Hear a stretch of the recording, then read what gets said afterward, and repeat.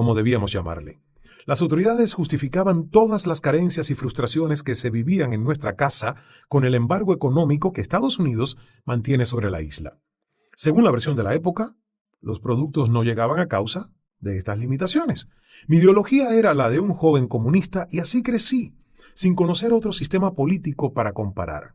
Mi pensamiento crítico empezó a despertar cuando la Unión Soviética entró en colapso. En la Universidad de Oriente, en Santiago de Cuba, dejamos de recibir la asignatura de filosofía marxista-leninista, ya obsoleta en aquel contexto. Los soviéticos habían tirado la toalla del socialismo y comenzaban a abrirse al libre mercado y al capitalismo. Empecé a poner en duda todo lo que me había formado, la cosmovisión de un mundo que se desmoronaba frente a mis ojos. Solo 2 veces en mi vida he tenido tal sentimiento de incredulidad y vacío. Uno fue el día en que nos enteramos que la Unión Soviética y el socialismo eran historia pasada. El otro, cuando vi desde Toronto, por CNN, el 11 de septiembre de 2001, cómo un cruel atentado terrorista pulverizaba las Torres Gemelas. Conversando con Fidel. Mi interés por dejar el rebaño solo creció después de un revelador encuentro en el Palacio de la Revolución de La Habana en 1990. Cuba ya vivía entonces bajo lo que Fidel llamó período especial, una etapa de carencias extremas, reajustes y precariedad total por el cese de los subsidios del extinguido bloque socialista.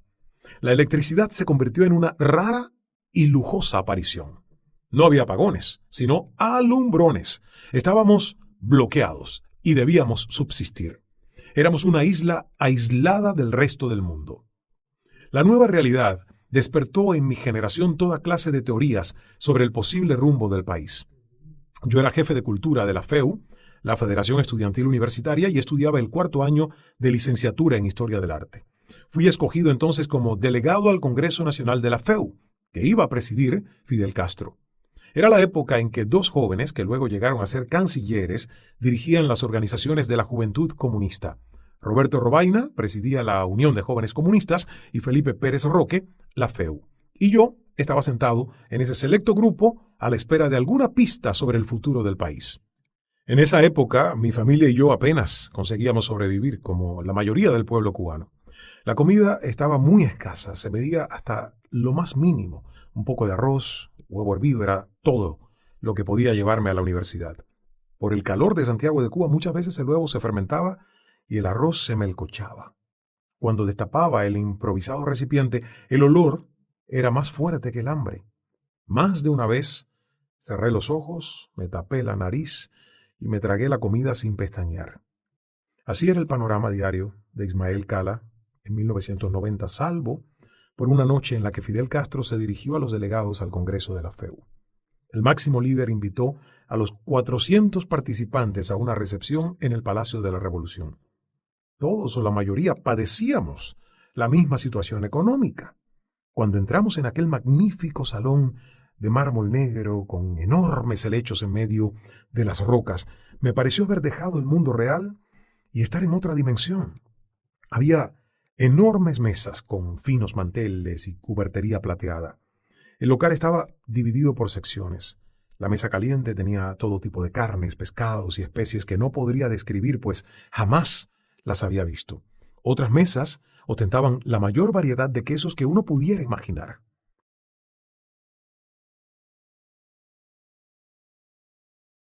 Una estación proponía opciones para crear pastas, otra ensaladas, vegetales, ni hablar de los panes, dulces, vinos, licores, golosinas, todo presentado como para una recepción de Estado.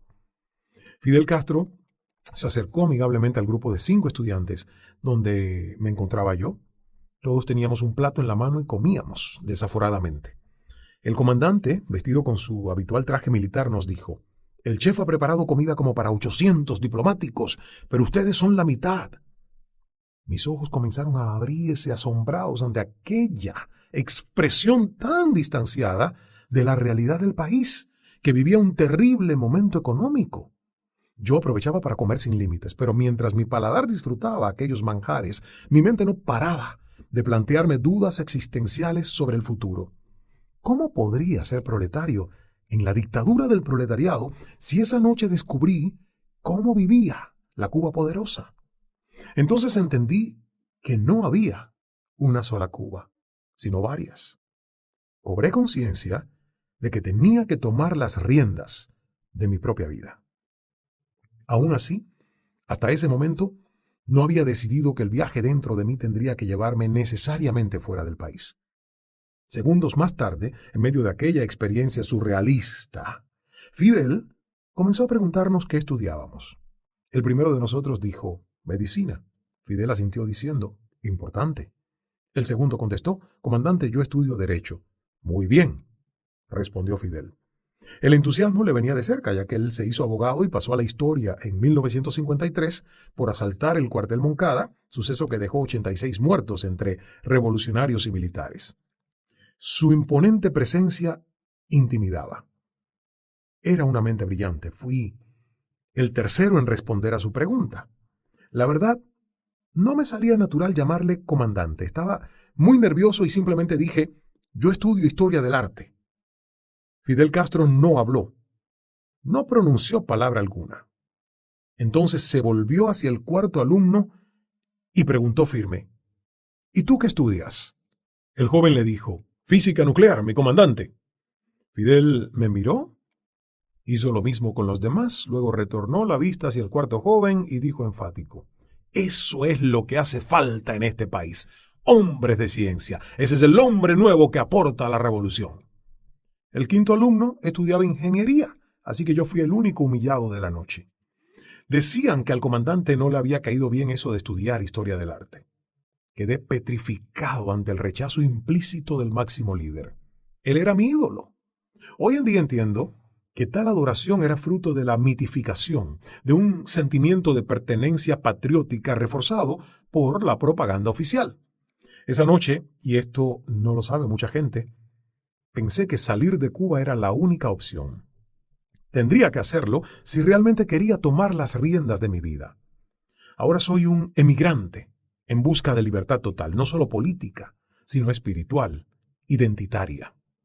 Espero que al escuchar estas confesiones puedas entender que todos tenemos derecho a disentir, explorar, tropezar, hacer nuestra propia revolución interior. Durante 28 años fui parte del rebaño cubano. En Toronto, en junio de 1998, decidí que mi propia revolución debía empezar. No de intereses políticos o ideológicos, sino de total exploración personal, de ideas, de apertura, de redescubrimiento. Una revolución para buscar el propósito de mi existencia en el mundo, como líder de mi propia vida y no como seguidor ciego de los designios de otros mortales.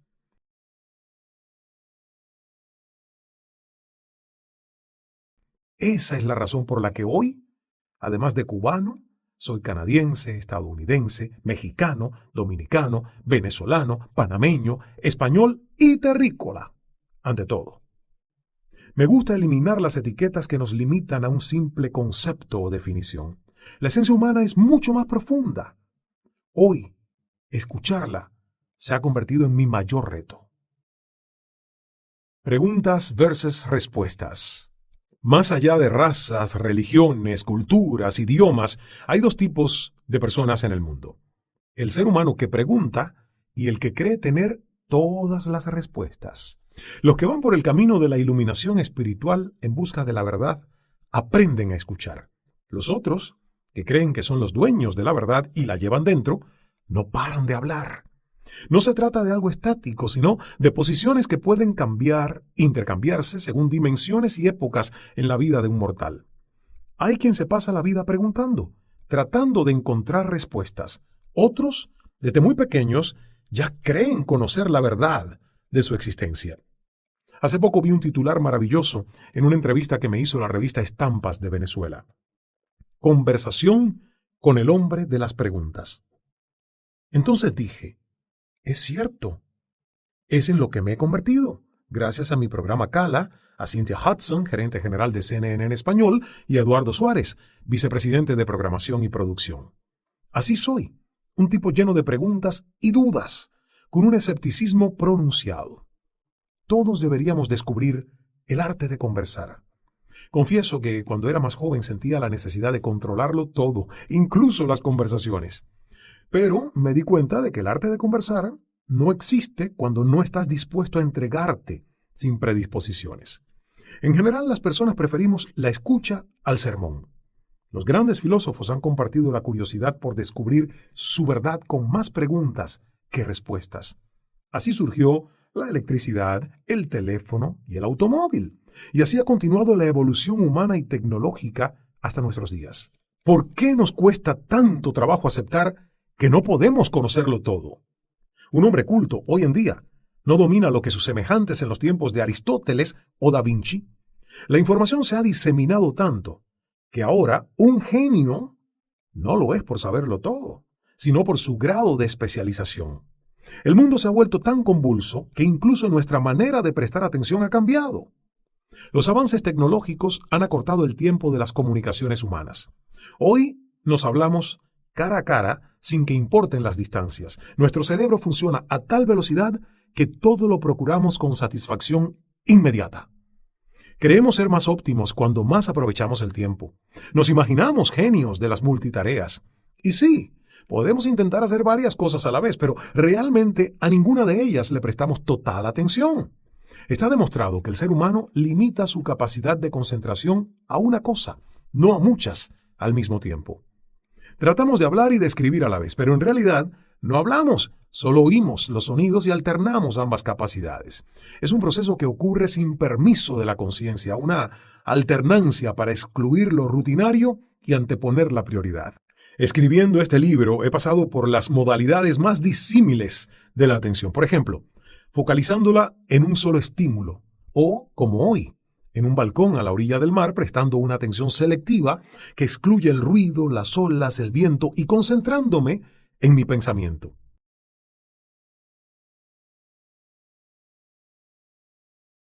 Muchas veces he experimentado la atención alternante, que va de un tema a otro como si estuviera viendo una telenovela con tramas y subtramas. Cada vez me resulta más insoportable prestar atención por obligación, no por impulso o interés propio. Este asunto lo explica muy bien Marina Castañeda en su libro Escucharnos. Los niños, menciona Marina, tienen un tiempo límite de atención que va incrementándose poco a poco de 3 a 5 minutos por año de edad, hasta llegar a los 20 minutos en un adulto promedio. Esto he podido comprobarlo en experimentos con mis sobrinos. Muchas personas se muestran preocupadas porque la capacidad de atención de los niños vaya disminuyendo, en parte por la cantidad de opciones de distracción a su alcance. Los videojuegos y la televisión comercial están estructurados en breves segmentos activos de concentración. Luego, pasan a la pausa o al próximo nivel de complejidad. Dichos tiempos condicionan el cerebro a la espera de la desconexión, aproximadamente al cabo de 12 minutos. ¿Cómo llegar a los 20 minutos de máxima atención del adulto? La sociedad nos ha condicionado a una total gratificación instantánea, que es más importante que cualquier otra cosa. Ya no tenemos paciencia. Hoy significa ahora. Lo pedimos, lo exigimos, lo queremos. Antes, alquilaba una película en cualquier tienda del barrio, pero tardaba media hora en seleccionarla, ir y venir del lugar. Hoy, las películas están disponibles en muchas plataformas online, gratuitas o de pago, sin que tengamos que abandonar la sala de nuestras casas. La web acorta los tiempos de entrega de los servicios, y esto es fantástico por un lado, pero negativo por el otro. Desde mi punto de vista, el desarrollo tecnológico nos especializa tanto que el ciudadano promedio termina embrutecido. De niño, al menos intentaba entender cómo funcionaban las matemáticas, memorizando las cuentas simples. Hoy, con el auxilio de la calculadora, ¿quién les presta atención? Para algo se diseñó el aparato, que cuesta muy poco y es más ágil que el cerebro de una persona promedio, y ya está en todos nuestros teléfonos celulares. Gracias a Marina Castañeda y a su investigación sobre la atención, descubrí que la capacidad adulta de concentrarse plena y exclusivamente en un estímulo es de 8 segundos. Imagínate, 8 segundos. Y luego nos distraemos con otros pensamientos, estímulos, acciones paralelas que llaman nuestra atención. Todos realizamos un esfuerzo consciente por escuchar. Pero realmente lo que hacemos es oír, registrar y responder para que no nos tomen por maleducados. En ese proceso, casi nos convertimos en autómatas que tratan de salir airosos con la mínima atención posible. Solo la curiosidad total por las cosas que nos rodean y el genuino interés por la vida del prójimo, por explorar la naturaleza humana en sus complejas interacciones, puede resolver el problema de la atención. Suena difícil, pero quienes mejor escuchan son aquellos que se pasan la vida preguntando. Como dice Miguel Ruiz en su libro Los Cuatro Acuerdos, asumir o hacer suposiciones casi siempre nos traiciona. Mejor es preguntar. A veces, la mayoría de los problemas que creía tener delante no eran tales, sino interpretaciones anticipadas de situaciones potenciales a enfrentar. En realidad, no eran mis problemas los que me encerraban en una prisión de conflicto, sino mis suposiciones. La mente, como siempre, nos puede jugar una mala pasada si no somos sabios conocedores de su naturaleza. El arte de conversar necesita de intención, atención genuina y tiempo. Para ello, debemos hacer a un lado nuestro ego y sentir que somos vehículos de conexión con el prójimo. Escucha bien quien ama, quien quiere aprender de los otros, quien siente que su vida se enriquece con la experiencia de los demás. Cuando el rey de España mandó a callar a Hugo Chávez, todo el mundo comentó el evento. El rey se saltó el protocolo y actuó por sus impulsos. Ese día me pregunté, ¿cómo será hablar con el rey Juan Carlos? ¿Qué tanta paciencia tendrá para escuchar mi historia? Esto me hizo pensar en la paciencia que necesitamos para sostener una conversación. No siempre todo nos interesa. A veces hace falta crear un interés que no es lo mismo que fingir, para mantener una conversación viva. Así actuamos los que disfrutamos una conexión empática con quien nos habla. Escuchar para compartir. La capacidad de escuchar rebasa la lingüística, el lenguaje, el propio cuerpo. Es mucho menos simple de lo que parece, como casi todo en la vida. Sin embargo, esto no significa en absoluto que sea inalcanzable. Por el contrario, como intento transmitir en este audiolibro, está al alcance de todos. Recuerdo ahora a unos amigos que decidieron emprender el camino de la Cábala, una filosofía antiquísima que enseña a ser como Dios, a desprendernos del ego y entregarnos a una dimensión divina. Franklin Mirabal puso en mis manos Ser como Dios, de Michael Bird, uno de los autores más vendidos en Estados Unidos. ¡Qué gran regalo! Leyendo sus páginas me di cuenta de que, efectivamente, el poder de escuchar es la capacidad para abdicar del ego, de convertirnos a lo espiritual. Los cabalistas denominan al ego como el oponente, la inclinación al mal. Es sin dudas un bombardero de confusión, deseos insatisfechos, ansiedades, falsos ídolos y desesperación. El oponente es el enemigo del alma. La Cábala abre una puerta para despertar del sueño individualista, del interés de recibir solo para nosotros mismos, y anima a compartir la esencia que nos une. Mientras leía el libro, recordaba la idea utópica del socialismo. Todos somos iguales, a cada quien según su capacidad, su trabajo. Por eso considero que vivimos en un mundo de confusiones. Nada es lo que aparenta. El supuesto libre albedrío nos ha hecho creer que somos seres independientes, pero en realidad somos prisioneros del ego. El yo egoísta nos encarcela, no nos deja escuchar. No nos interesa la verdad del otro, ni siquiera su posible razón. El mundo nos ha convertido en necios seguidores de una manera egoísta de crear realidades. Buscamos solo una satisfacción que alimente y glorifique nuestra existencia. Algunos hacen caridad para sentirse bien y alimentar sus egos, pero para compartir desinteresadamente hace falta un amor divino como el de Dios. Cuando conversamos de manera auténtica y decimos, ¡qué momento tan especial!, es porque salimos de nuestros egos y se produjo un momento de comunión de nuestras almas. Nos conectamos con nuestra esencia, el deseo de compartir. Recuerdo una noche en que nos reunimos 7 amigos. Hubo cena, risas, el tiempo voló.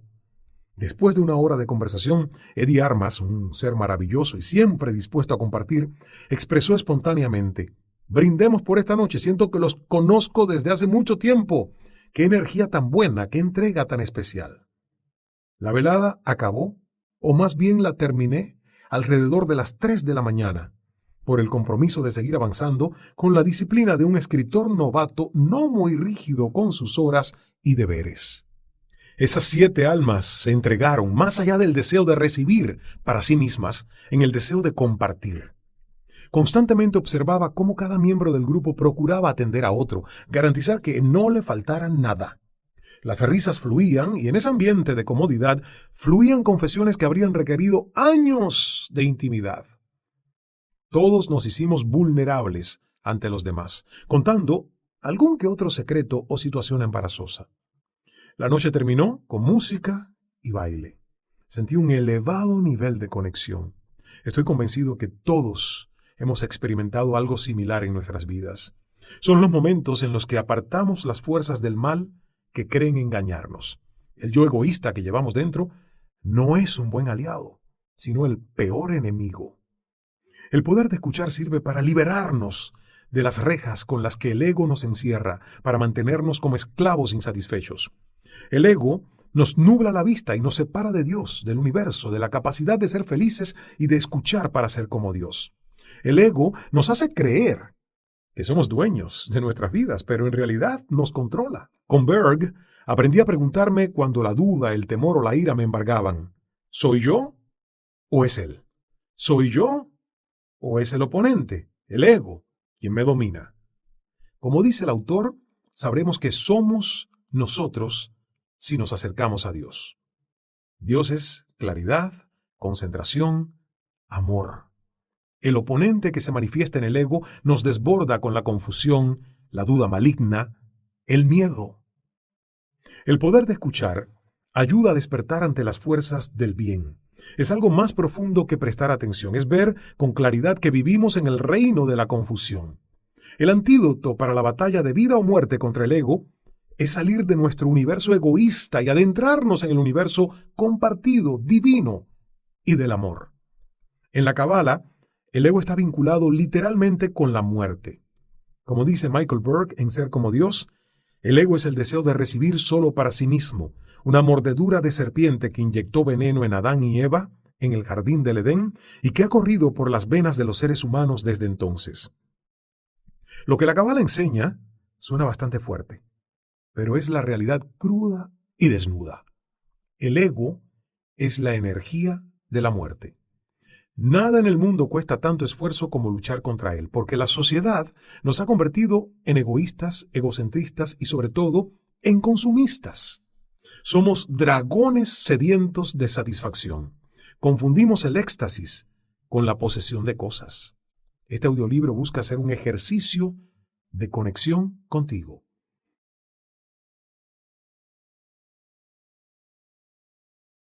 Más allá de un simple encuentro entre desconocidos. Una ventana al enigmático laberinto de la existencia humana determinada por la capacidad de comunicarnos, imaginar y transformar nuestra realidad.